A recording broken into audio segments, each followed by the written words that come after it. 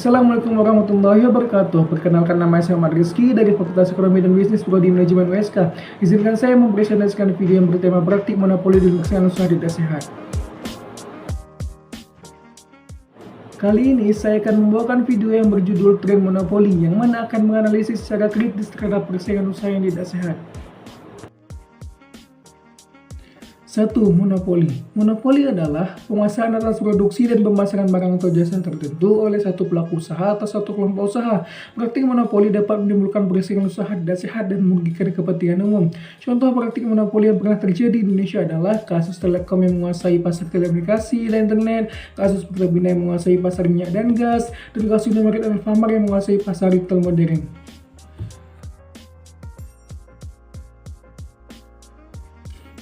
2. Persaingan usaha tidak sehat. Persaingan usaha tidak sehat adalah persaingan antar pelaku usaha dalam menjalankan kegiatan produksi dan pemasaran barang atau jasa yang dilakukan dengan cara tidak jujur, melawan hukum, atau menghambat persaingan usaha. Contoh persaingan usaha yang tidak sehat terjadi di Indonesia adalah kasus Gojek dan Grab memberikan sudut tarif tidak wajar, kasus Deutsche Bank dan Holcim yang melakukan kartel harga semen, dan kasus Garuda Indonesia dan Lion Air yang melakukan praktik dumping tiket pesawat.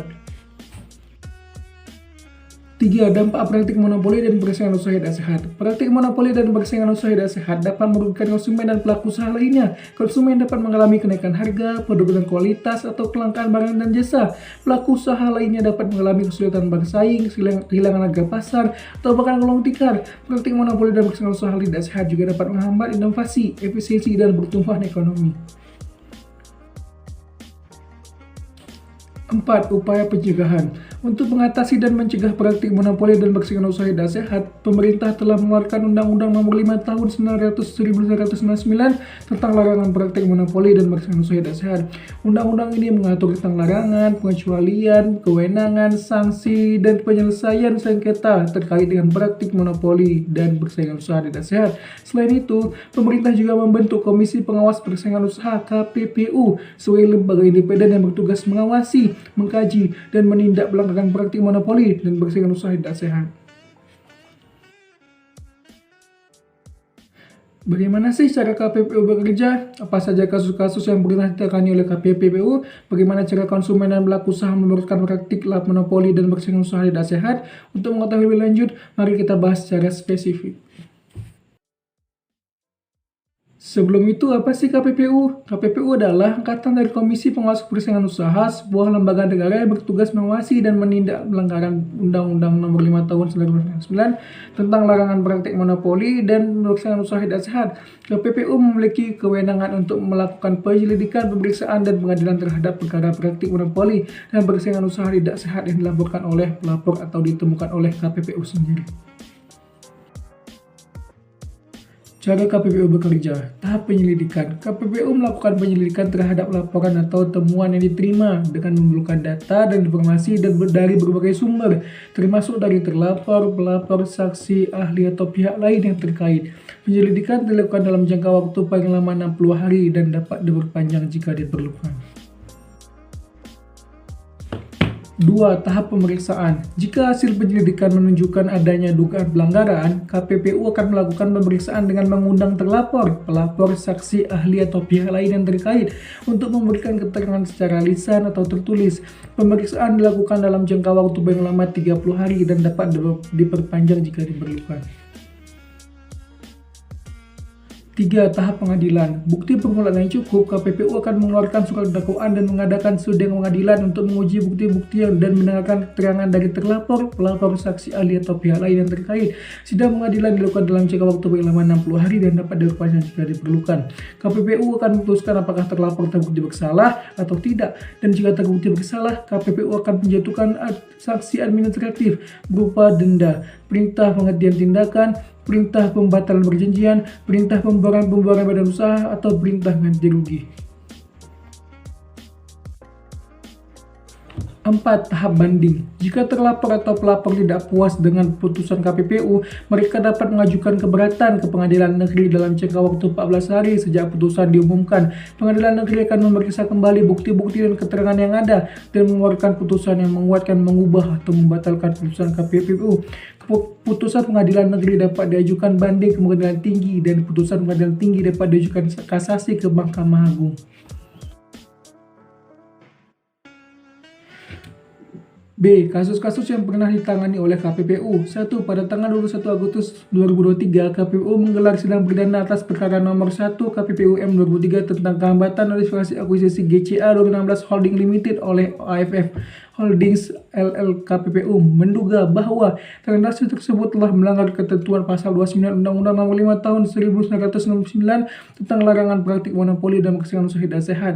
KPPU akan menetapkan apakah transaksi tersebut memenuhi kriteria notifikasi wajib dan apakah ada dampak negatif terhadap persaingan usaha di Indonesia.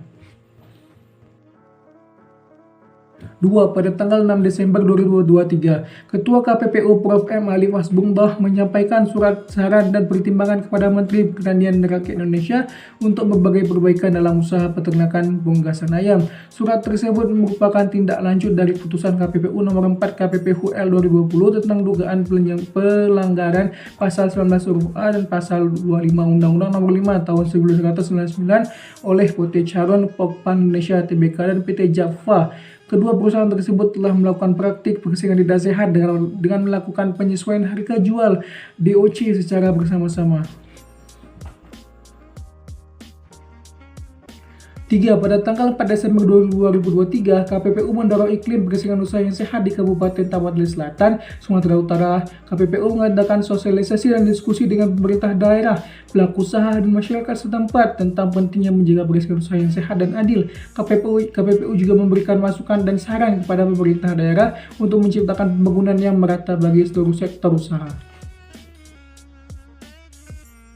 C. Hak konsumen dan pelaku usaha. 1. Menyampaikan laporan tertulis kepada komisi dengan melampirkan bukti-bukti yang relevan dan memenuhi kelengkapan administrasi laporan. 2. Menunggu pemeriksaan pendahuluan oleh komisi untuk menentukan apakah laporan tersebut memenuhi syarat formil dan material. Jika laporan diterima, komisi akan melakukan penyelidikan untuk mengumpulkan data dan informasi lebih lanjut tentang dugaan pelanggaran.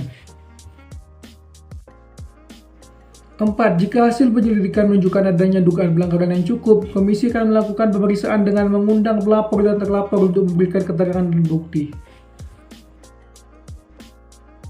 5. Setelah pemeriksaan selesai, komisi akan mengeluarkan putusan yang berisi apakah ada pelanggaran atau tidak, serta sanksi administratif atau perintah penghentian jika ada. 6. Jika tidak puas dengan putusan komisi, pelapor atau terlapor dapat mengajukan keberatan kepada pengadilan niaga dalam jangka waktu 14 hari sejak putusan diumumkan. Dengan demikian, kita dapat mewujudkan perekonomian nasional yang maju, mandiri, dan berdesain. Kesimpulan, pemerintah Indonesia telah menetapkan Undang-Undang Nomor 5 Tahun 1999 tentang larangan praktik monopoli dan persaingan usaha tidak sehat yang bertujuan untuk menjaga kepentingan umum, meningkatkan efisiensi ekonomi sosial, mewujudkan iklim usaha yang kondusif, dan mencegah praktik monopoli dan persaingan usaha tidak sehat. Undang-undang ini juga memberikan kewenangan kepada Komisi Pengawas Persaingan Usaha untuk mengawasi dan menindak pelanggaran terhadap ketentuan undang-undang ini. Namun, undang-undang ini masih memiliki banyak kelemahan dan tantangan dalam implementasinya, terutama di era digital yang semakin berkembang. Banyak perkembangan praktik monopoli dan persaingan usaha yang belum diakomodasi oleh undang-undang ini, seperti praktik kartel, oligopoli, dumping, predatory pricing. Banyak pula pelaku usaha yang masih tidak mematuhi aturan persaingan usaha yang sehat, baik karena ketidaktahuan, ketidakpedulian, atau kesengajaan. Oleh karena itu, diperlukan revisi dan penyempurnaan undang-undang ini agar dapat menyesuaikan dengan perkembangan zaman dan kebutuhan masyarakat. Diperlukan pula peningkatan kesadaran dan partisipasi dari semua pihak, baik pemerintah, pelaku usaha, maupun konsumen, untuk mendorong tercipta persaingan usaha yang sehat dan berkeadilan.